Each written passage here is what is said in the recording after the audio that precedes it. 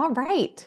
Thank you for being here and for joining today's session. It is part of the workshops that I am doing every month focused on supports for instructional coaches. And so my lens is typically working with instructional coaches in the education realm. But today's topic is especially applicable to anybody who finds themselves working with other people in their professional setting, and are in a position to kind of be leading them or coaching them through something. So we'll center that context a little bit around instructional coaches, but if that's not your profession, the information can certainly be relevant to your professional setting. So today we're focusing on how do we be human, which is kind of funny that we need to talk about it because we are human, right? And yet we find ourselves in the midst of a lot of technology, a lot of interactions with things that are not human, right? So I think that's one reason why thinking about how can we be more human in our interactions when we're working with other humans, is really essential in this moment in time. So we're going to talk a little bit about that today. And I welcome unmuting and interrupting me if you have a question, dropping things in the chat. I will make sure that I'm monitoring that for us. All right. Whoop, I skipped a slide. See, this is human. There's probably some typos on here and stuff too. So, again, sorry ahead of time, but I'm trying to be as human as possible today. So I'm Linda. I'm Linda Ryan. These are just some things about me. So if we connect on anything, feel free to drop it in the chat. My work is I am a consultant, so my work offers supports for schools and districts who are working on improving their literacy and or instructional coaching systems while honoring the people that work in them. And so especially today's session is the type of work that I like to weave throughout my work when I'm supporting schools and districts with instructional coaching or coaching other people myself. So feel free to drop in the chat if there's anything that we connect on in terms of training or personal experiences or anything like that. I'm going to keep it moving and I'll keep monitoring the chat, but just so that we have plenty of time to talk if we want to. My goal for today is for us to kind of examine how modeling this vulnerability can create a safe environment that then gives us room for change, right? As humans, I think we fall back into our habit loops. But when we don't have a place where it's safe for us to be vulnerable and able to reflect, it keeps us from being in a position to try anything new. And so then I want us to once we kind of get through that, we'll leave some time for reflecting on like personally, what are our areas of strength and maybe some areas where we might want to reflect on how we might want to improve or try something new, as well as leaving time for us to kind of design a draft plan, right? Like thinking about what we use today, how can we create spaces and environments that encourage or breed vulnerability? So that's the plan for today. Some quick norms, since we have some folks that are live today, is I encourage engagement, but if you need to step away, feel free to turn off your camera. If you can't stay the whole time, no problem. I'm recording and I'll make sure to send you the replay. I encourage active participation. So again, feel free to unmute. And I just, when we're in a big room, I always encourage people to strive for equity of voice. But I think we're small enough today that it's okay. You can share away. No need to hold back. And obviously, we're going to honor our own vulnerability. So if there's anything that you don't feel comfortable sharing on the recording today, feel free to tell me and I will pause the recording so that it's not out there for the world. And then, of course, I encourage us to work from a learning and curious stance. Are there any norms that you would like for me to also consider today, especially given the topic of this session? We're okay? All right. Well, let's say hello. Feel free to drop in the chat or unmute. You can share who you are, your school or your position, or what the work that you do if you'd like. And then I'm borrowing from a podcast that I've been listening to. Jessica Lackey is my coach, and she started a podcast called Aggressively Human. And her work and her counterpart Meg's work, they focus on supporting business owners, and so they're doing some really interesting conversations about how do we keep showing up in our humanity, given kind of this world of tech. And so something that they do on the podcast that I want us to think about is they share what is something really human that they've done recently. And so I encourage us to share that either on audio or drop it in the chat.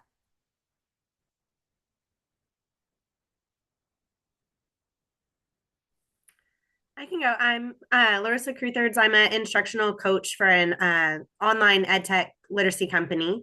So I have 26 instructors that I work with in 5 different states, and I meet with them every week.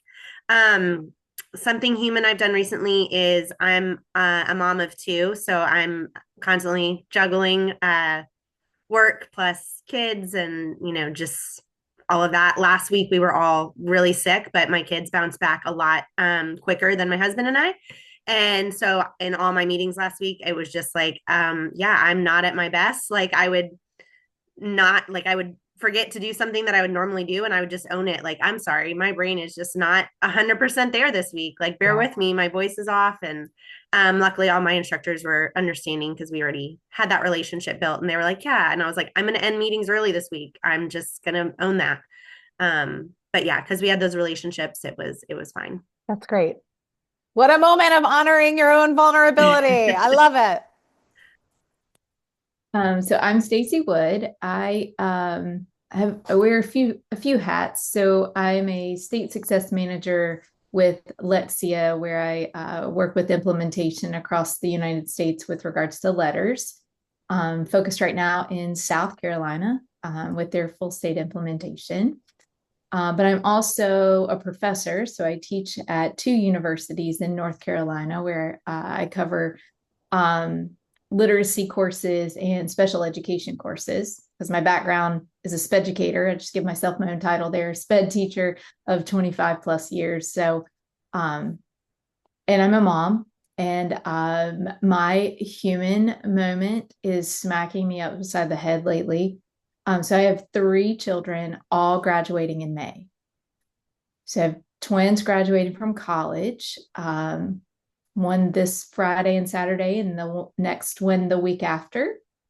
And then my youngest will graduate from high school at the end of the month. So I think we have one weekend where nothing is happening.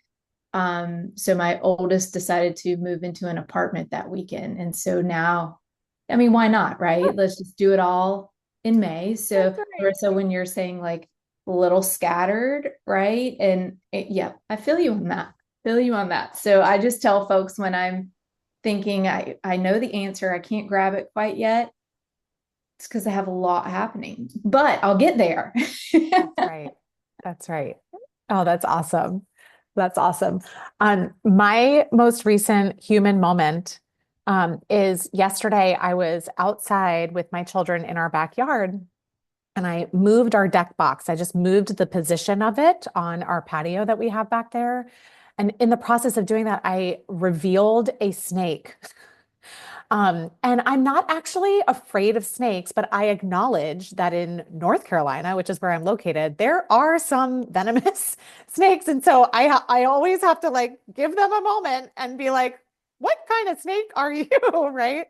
And so I really felt terrible because I had damaged the snake. I had hurt the snake while moving this deck box. Right. And so I'm there with kids in the backyard and I'm like having a panic moment of, what do I do? Right.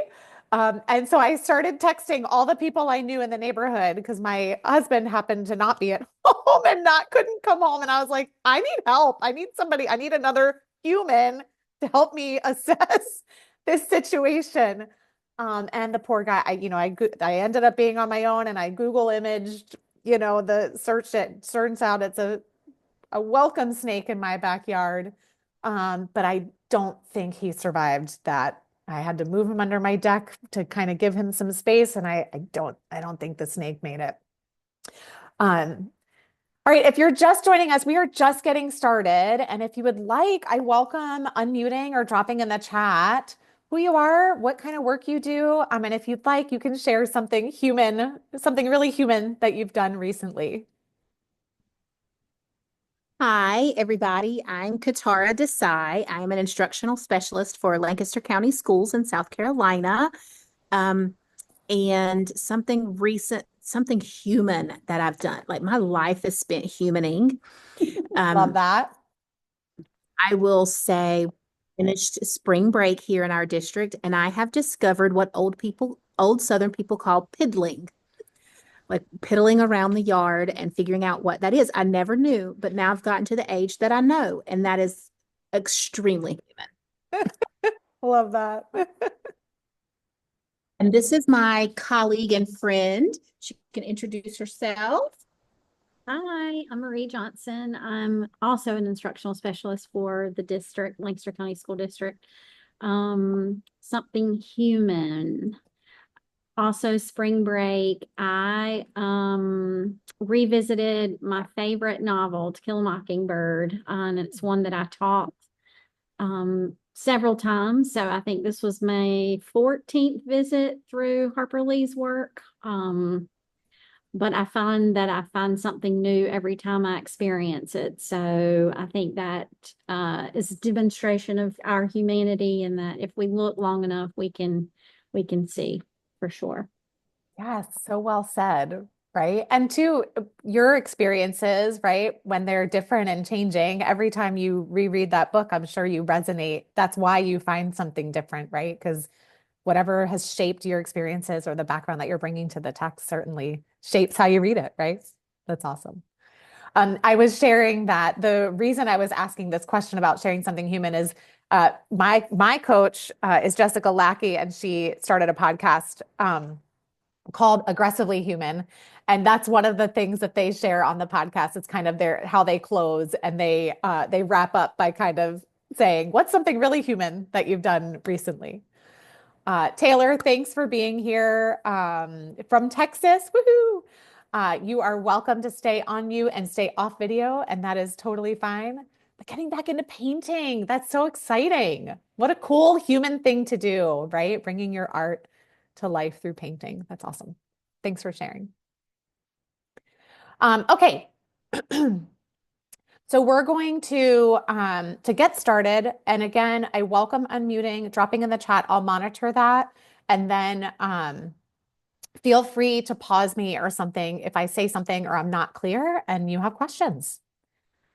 So we're gonna dive in. I recognize the norm that I didn't name for folks who entered late is if there's something that you want to share and you don't feel comfortable with it being on the recording, let me know and I'll pause the recording so that it's not a part of the replay. Because I recognize that we're discussing a topic that is asking us to be vulnerable. And so if we don't want to share that outside of this room, I am happy to make space for that.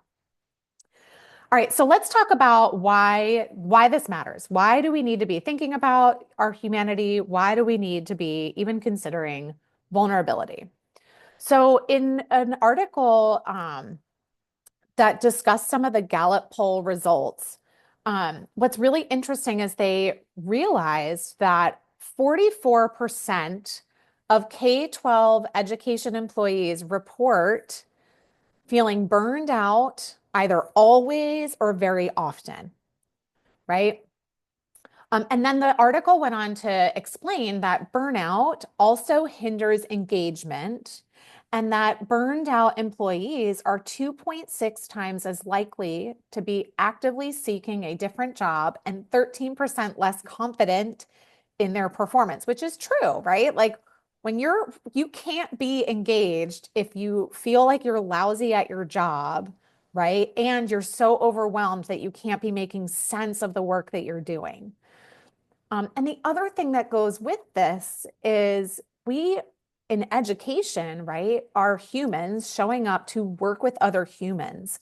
So feelings are a very real factor in our work. We can't just come to work. I think a lot of people say like, leave your baggage at the door. Don't bring that to work with you. And that's not really easy to do in the education profession because we are dealing with the emotions of the students that we work with, the other adults and colleagues that we work with. There's so many collaborative meetings that people are asked to join that we can't ignore the other humans that are in our presence. And so when we ignore that and we try to leave them at the door, we are leaving out ourselves and the humanity that we bring to our profession, right? Now, that's not saying that we can't work on our own emotional regulation and acknowledge, right, that we might be feeling some type of way and we need to have a routine for regulation that allows us to kind of show up at work in a professional manner. But also, like, we can't ignore that we are humans doing this human work. And so the burnout piece of this and the retention piece of this is going to be critical in terms of how do we continue to see the education profession growing? How do we keep the people that we're supporting as people in a coaching position? How do we help keep them here, right? Yes, are we enough in our work, right? We need people to acknowledge us. And when we find ourselves, we're going to talk about this a little bit, especially in education, shame plays a really big role in keeping us from getting better because our identities are wrapped up in our work, right? You ask teachers about who they are and they'll say, I'm a teacher, right? And it's hard for us to separate who we are outside of being an educator. It's very much a part of our identity, which is why we often feel like we aren't enough. Society expects us to be more than we sometimes have to give. Okay, so in this same article, they talked about some strategies for retaining these top educators. And I thought it was really interesting because when I started thinking about coaching, I was like, well, this is coaching, right? Like these strategies that they're naming, like that is coaching. This is what we do, right? Sorry, I'm trying to move slides and now y'all are big. Okay. All right. We're good. We're good.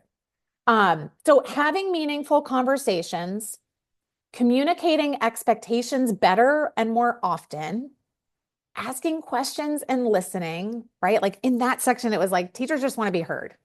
They just want to feel seen, right? And they want to be able, now, as coaches, we can't always just like have a venting session, right? Like sometimes we gotta be proactive and actionable in what we're doing. But if we do that in a way that allows a teacher to feel seen, right? Like that's coaching. Giving them recognition, creating a culture of engagement where teachers feel like they are partners in the work, or the educators that we support are partners in the work. I was like, this is what coaches do, right? Like these principles of strategies to retain teachers, like you get a coach doing this stuff and doing it well, your people are going to stay. They're going to feel like they are valued. And even if we can't impact the overwork factor, we can help impact someone's confidence in managing that, right? Or at least help them feel like maybe they're not alone. So I'll drop, let me see if it will let me. Okay, I'll get in my follow-up email, I'll send the link to this article where I pulled this information from. Okay, so the other thing that has come up in my exploration of this work, a few years ago, our Surgeon General identified that we are in the midst of a loneliness epidemic, and actually named it as something that is really serious happening in our society, right? And so this was what Dr. Murthy was quoted as saying, is that we're called to build a movement to mend the social fabric of our nation. And what was being referenced here is this loneliness epidemic.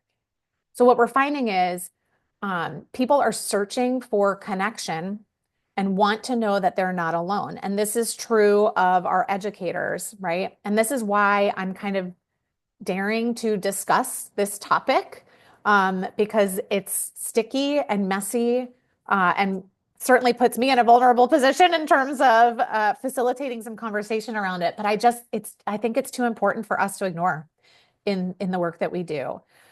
Earlier this year, I attended a conference in Virginia, and Dr. Jody Carrington was one of the keynote speakers. And she does a podcast called Unlonely, and is really working on, from a psychologist point of view, how are we supporting people who are lonely? But there was something that she said that really resonated with me, and it was that if the big people aren't okay, the little people won't be either, right?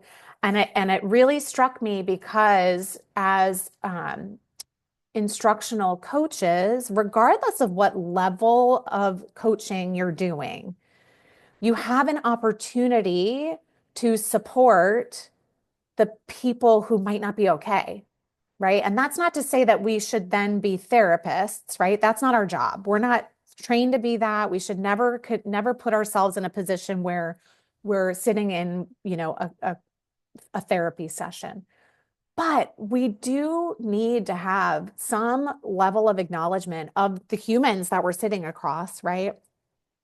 And maybe put ourselves in a position to be vulnerable enough to say, yeah, you know what, there is we have a shared connection about this experience. And that right there, it might be the thing that helps someone know that they're not alone in their experience, in what they're trying to do in the classroom or as an educator, right, in the work that they're doing. So this is why. So I just want to give us a moment to pause and reflect. And you can share if you want, or it can just be a self-reflection. But what are some of your thoughts about and experiences with overwhelm, burnout, loneliness in your professional setting? Are we seeing this in your work? What's showing up for you?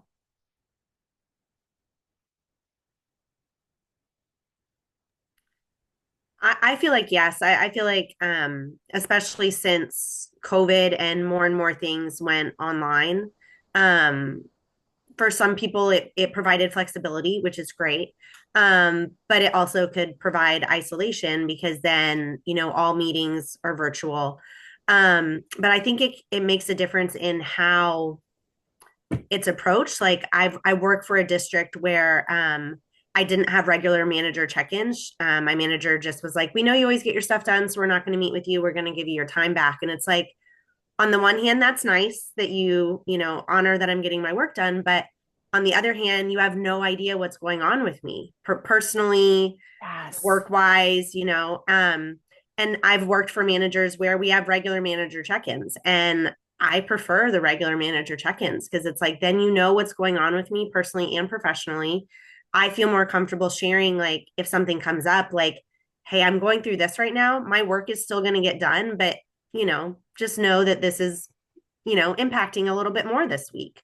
And to me, that makes so much more of a difference in fighting that loneliness when you have people that are building those relationships and like just taking the time to check in, making that time. Right. I see this from multiple perspectives, right? So, Larissa, I agree with you 100%. Those check-ins with your manager that are structured and you can count on them, right? And absolutely, it builds that. I mean, things in education, right? We build rapport, and rapport is this huge factor. I think in switching to corporate world, that's a big deal. When I think about my work at Lexia, yeah, I see teacher burnout like crazy because letters is huge, right? It's a huge journey that teachers take on, but once they realize what they're getting, and the huge application, like it's worth the journey.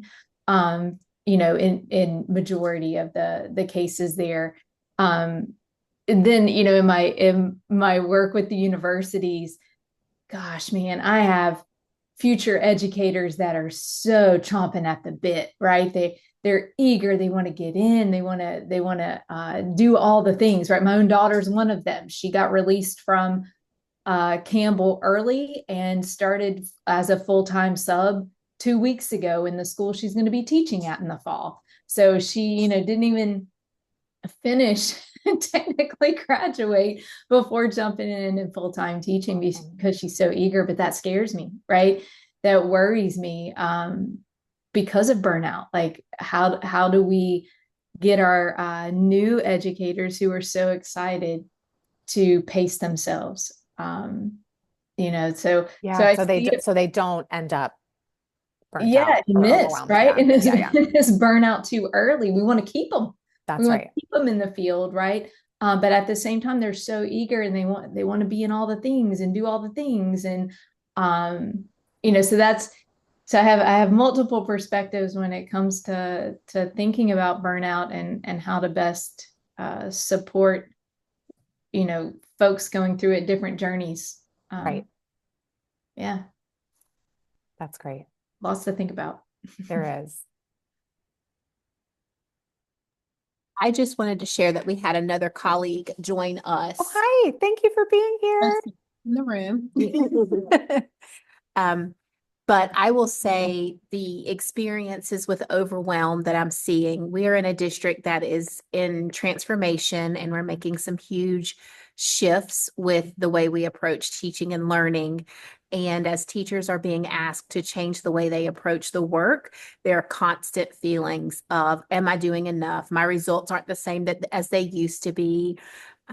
Trying to develop a data literate culture where it doesn't intimidate and completely crush teacher spirits, and see students as just a number has created quite a space of overwhelm and burnout, I think, at the school level, but also even I can speak for me, I can't speak for my colleagues, but at our level, with how do we support that in a way that is moving what's best for children and also what's best for the adults that are caring for those children. Right. Thanks for sharing that. Taylor dropped some information in the chat too about being in the current space of end of year check-ins with the coaches. And something that they brought up was this desire, the thing that had a really big impact on them, right, was this consistent collaboration with other colleagues across the district. Which is so true, right? Especially if you're kind of the soloist in your position, it's so important to find other people who are experiencing that, just so you know that your experience is not a single story, right? That somebody else is living that same experience. And then how do we partner with each other? And in at least just knowing like we're not alone, right? But also maybe then we support each other through that. And yeah, I love Taylor, what you said, that it's easy to lose sight of the value of time together as a priority, knowing that it's just as important as the business side of things, right? So how are we creating space for our humanity and our connection while also getting down to business, right? Love that. Anything else? Okay. So before we dive in, this was a graphic that I shared kind of getting ready for this workshop. But I think it's just so true. It's like we say as coaches, you can be vulnerable with me, right? Like this is a safe space. And the other person is kind of like, okay, great. And then we wait for them to be the one to start off the conversation. And everybody is waiting for the other one to go first, right? Like, no, I insist, you go first. And we're like, no, you go, right? And I think it's because we fail to acknowledge that it's a little bit uncomfortable, right? To share a mistake or to share a story where we might not have been our best selves. And yet, we in the instructional coaching position or in that leadership position, we kind of have to go first, right? We have to be prepared to be the one to kind of model what this can look like, right? And be willing to trust the person that we're supporting to honor our vulnerability and honor our confidentiality if we need it, right? Or be transparent with each other in terms of the work that we're doing. So that's what we're going to start talking about, is how can we model vulnerability with the people that we support as a way of getting started, right? As a way of developing this relationship and environment where, hey, this is okay, right? Like mistakes are okay.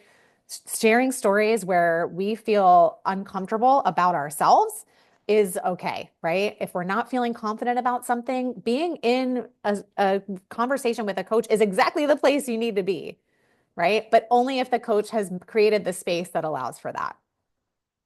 Okay, so we're going to play a little bit of an agree, disagree game. Here's how it works. You have your Zoom reaction buttons.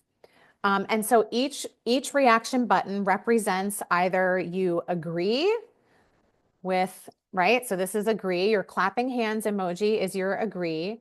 The wow one is, I'm not sure. And none of these actually pertain to it. It's just me using the emojis that are easily accessible on your Zoom reactions, so you don't have to go searching for them.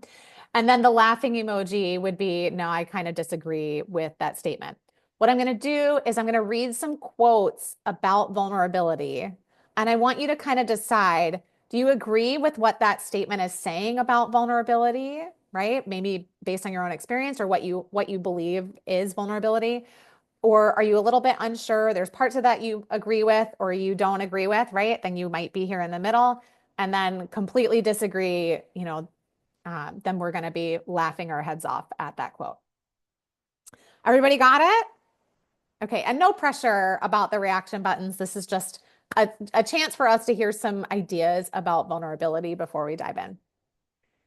Okay, here's the first one. Willingness, vulnerability kind of is, right?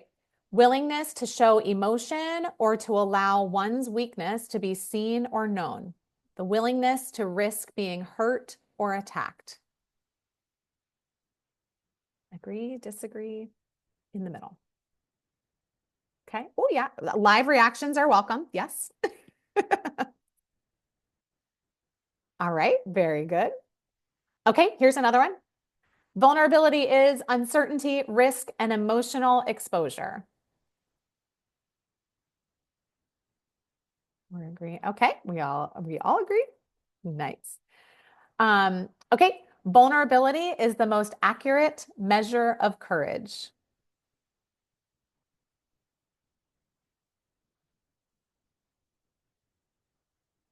Okay. Here's another one. To be vulnerable is to allow ourselves to be seen.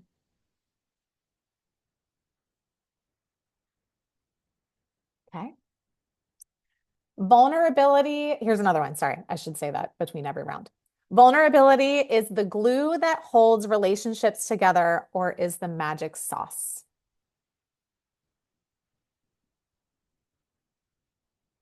Okay. Here's another one. When you are in a place where it feels safe to be more vulnerable and you show up with your truth, you are bringing your power to the team.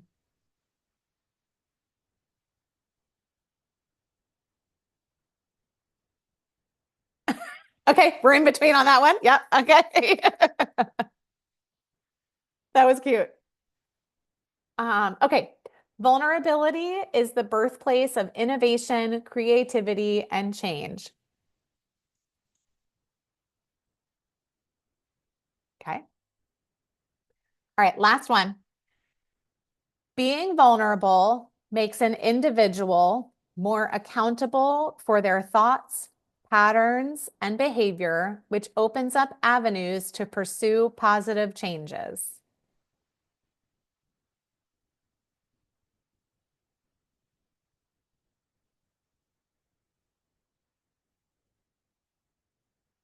All right.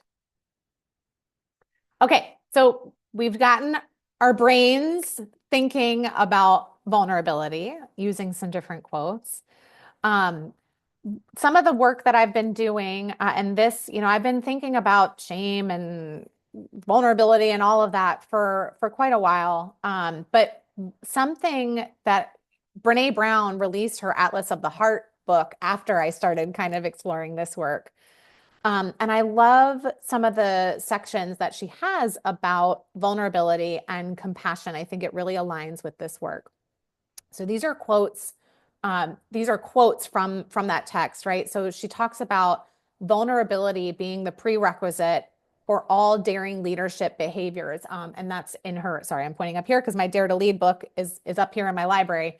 But when we think about what we're asking leaders to do, she talks a lot about like they've got to get in the ring, right? They can't just stay looking down on the arena. They have to be down in the arena doing the work, pulling up their sleeves, getting shoulder to shoulder and elbow to elbow with the people who are doing the work as well, right?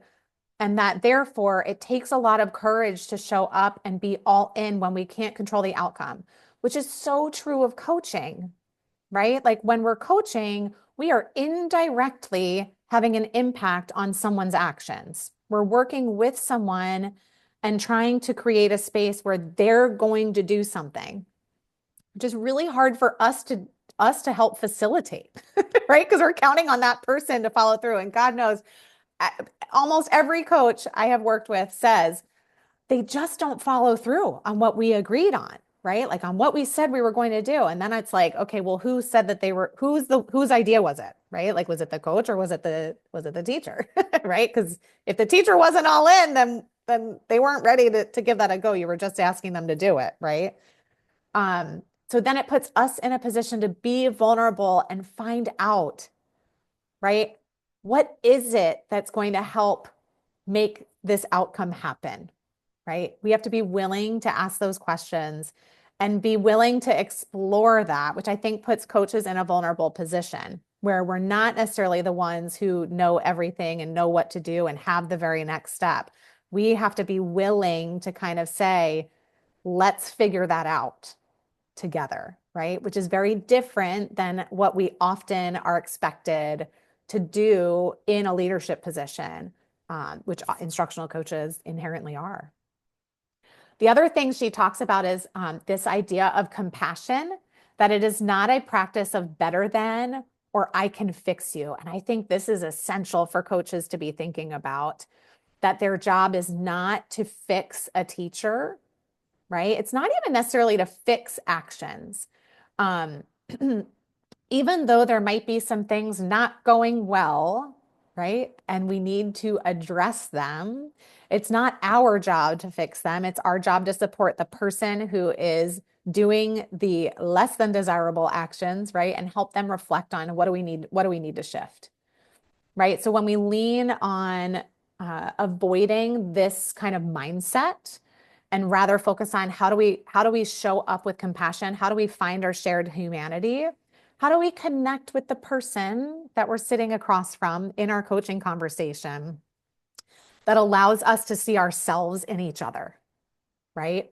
Whether or not we've had the same experience as someone that we're coaching doesn't mean that we can't connect with the emotion that they're experiencing as a result of that, right? Or the challenge that they're experiencing as a result of that.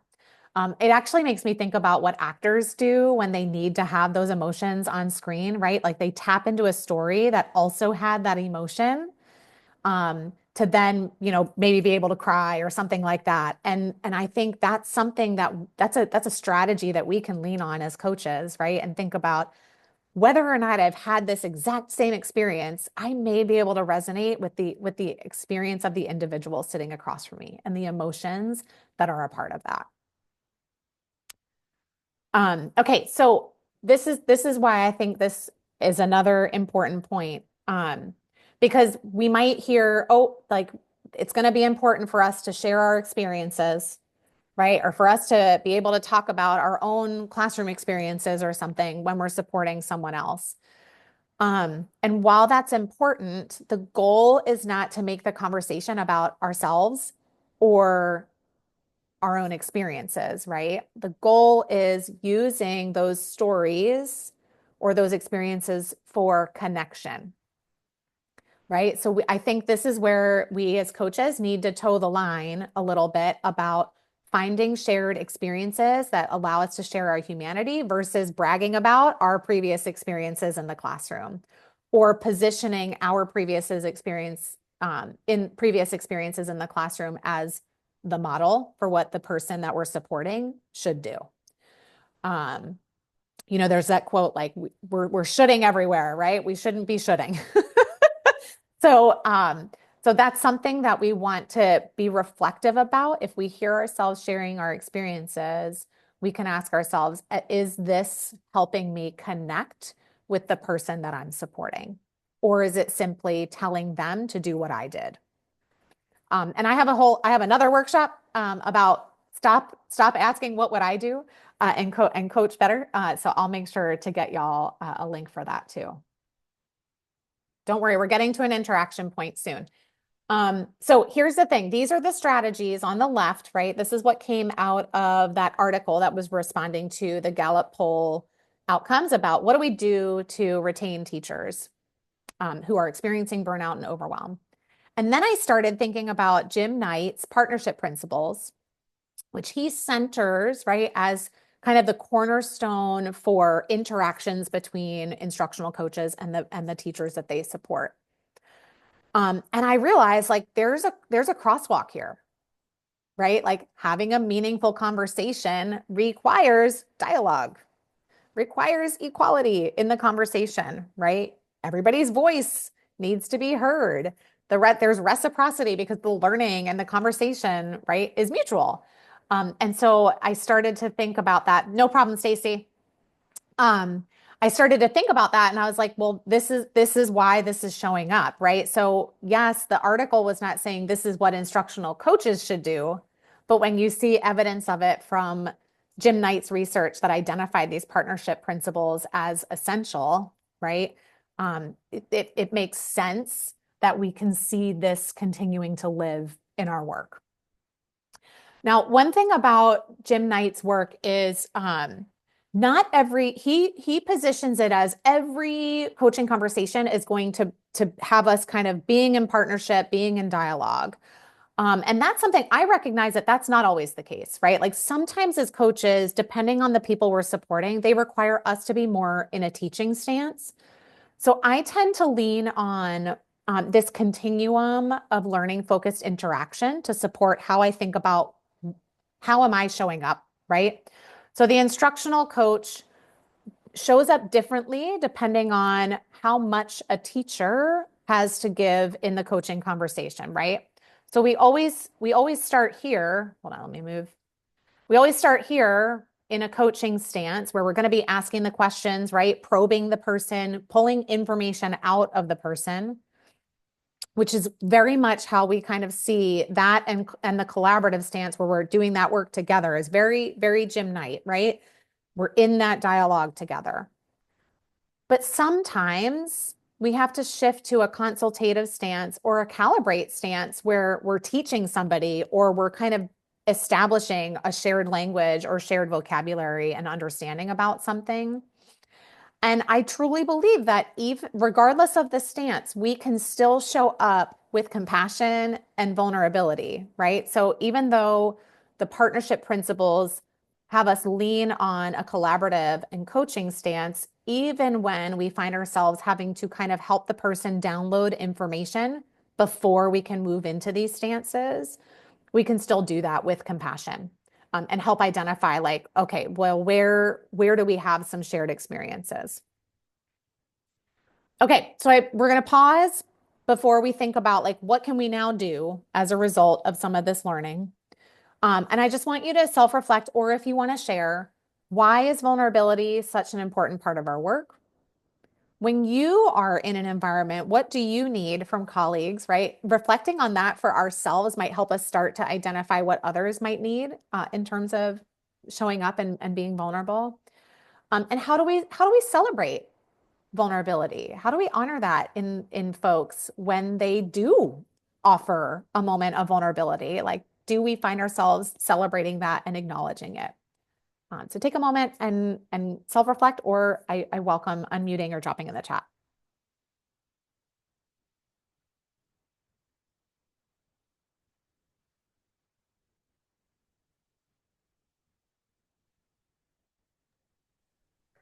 I know for me, for number two, I do so much better with my instructors when they share, right? If I ask questions and they respond.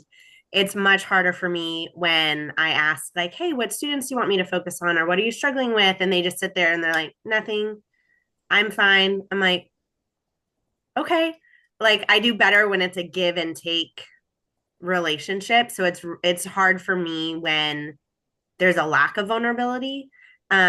Like I at the beginning of the anytime I start working with an instructor, I have like a slideshow, right? And I'm like, before we get down to business, I like to build a relationship. So I'm going to ask you questions and I'm going to answer them too. And we're going to get to know each other before we get into business.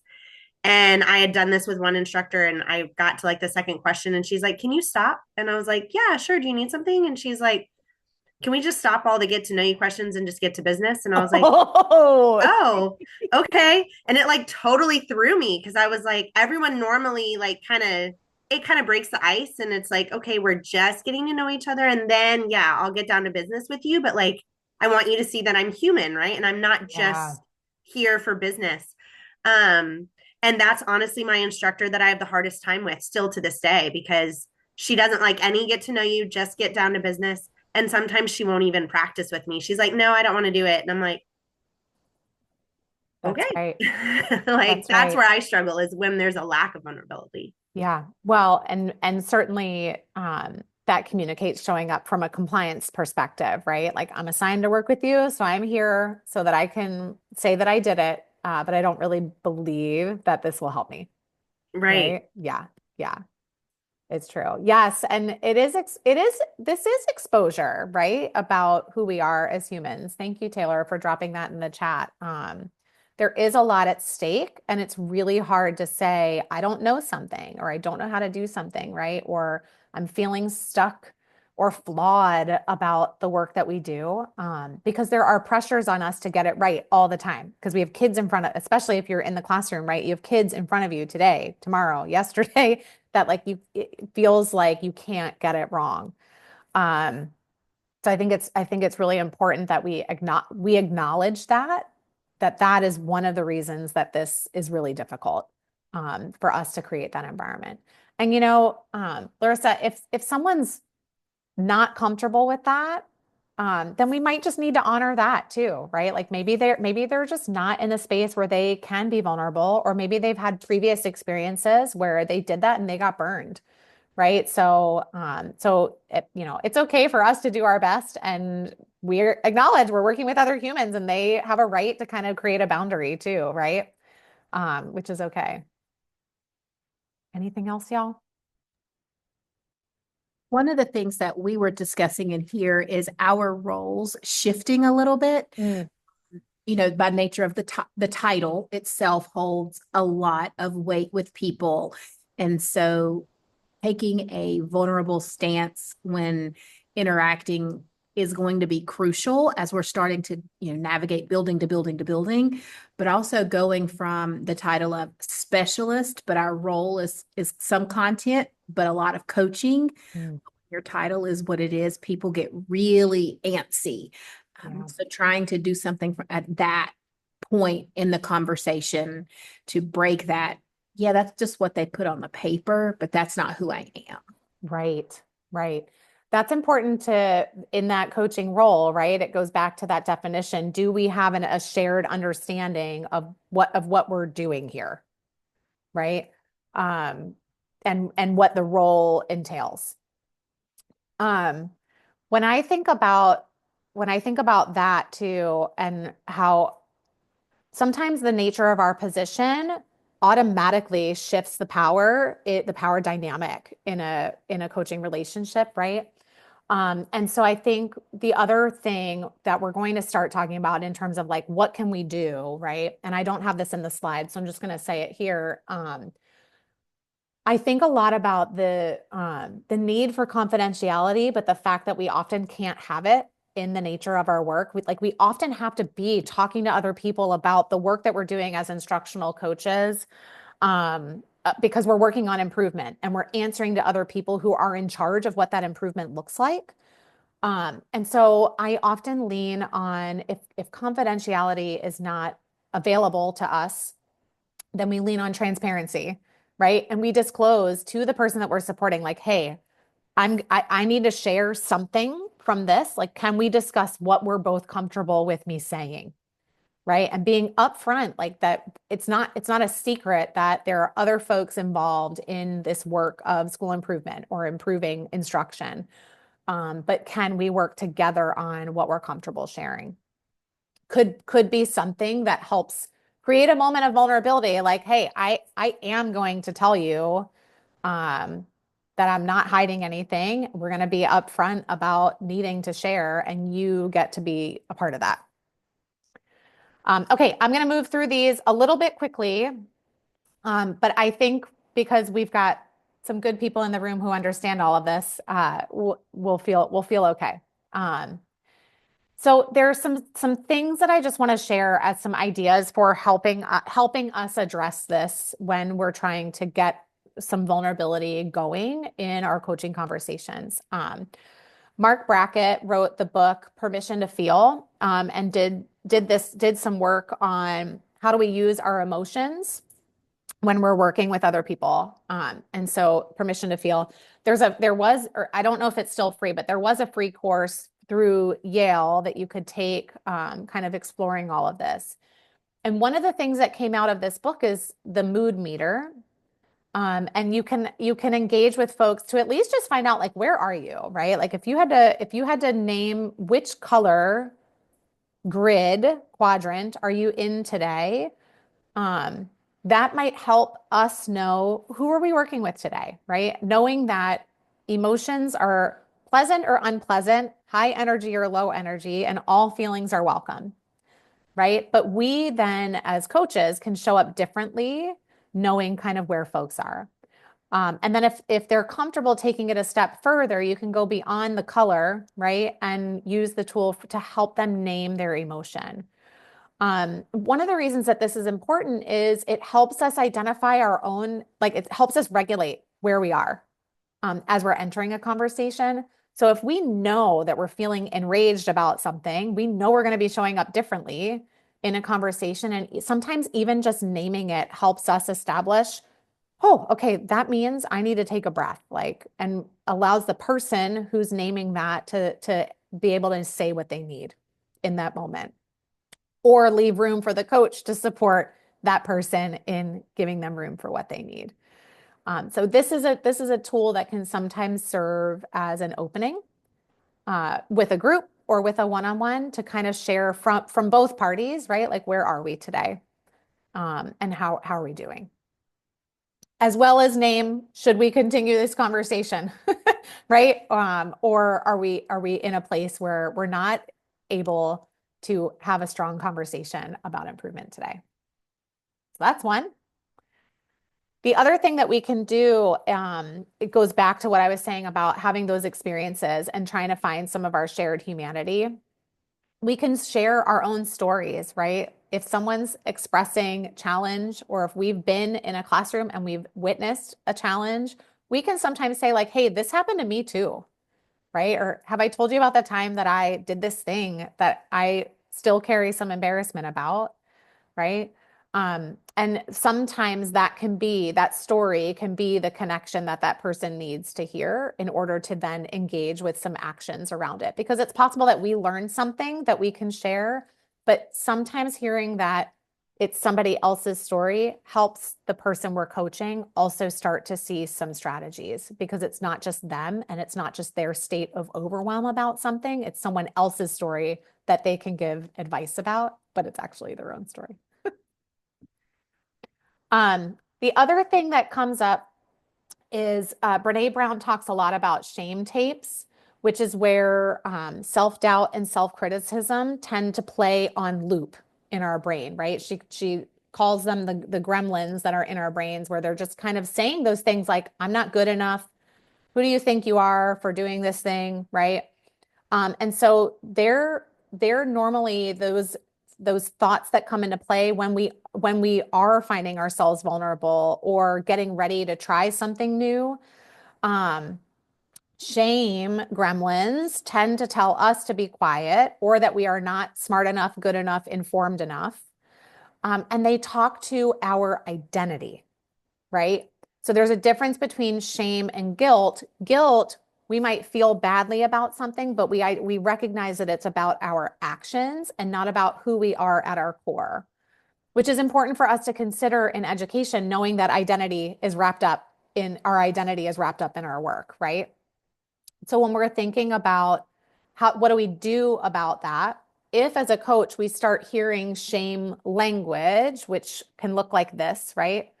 Like, I'm such an idiot for being oblivious to this stuff. I'm a terrible teacher. I'm not good enough to teach children how to read. And they might not be saying this, but this shame tape might be playing on loop in their head, right? We can begin to ask questions and try to uncover, is this what's happening for this teacher? And in gremlin world, we need to pour some water on those thoughts, right? So there's some things that we can do to help someone get out of a shame spiral, which is naming it, right? Like, what's happening, exploring what's going on there, or being critically aware of what's happening. Is there evidence to support that, right? And then being in partnership with somebody else with other perspectives, or just being in community with someone by reaching out and talking about it, which is why a coaching conversation is a great place to be willing to explore this with someone when we're hearing shame statements. So I encourage us to explore thinking about, am I hearing shame? Is this person saying something about who they are at their core, or is it about their actions, right? And if it's shame, being prepared to help them out of that shame spiral about themselves. Okay, I'm going to give us a moment to think about some of these strategies or some of your own. What are some strengths? This can be a self-reflect. What are some opportunities to grow? And maybe just being prepared to identify barriers, like someone not engaging in the work. And maybe we just continue to show up consistently so that they can see that we're willing to be there even when it feels hard. So I'll give us a moment to reflect on that.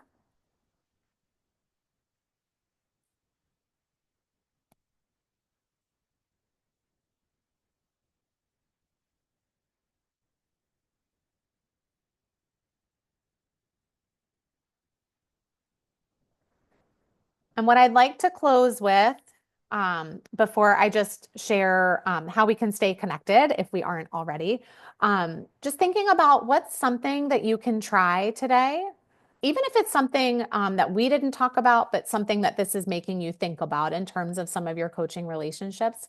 What is something that you can try as a result of thinking about vulnerability in your work? Okay. You can share if you want.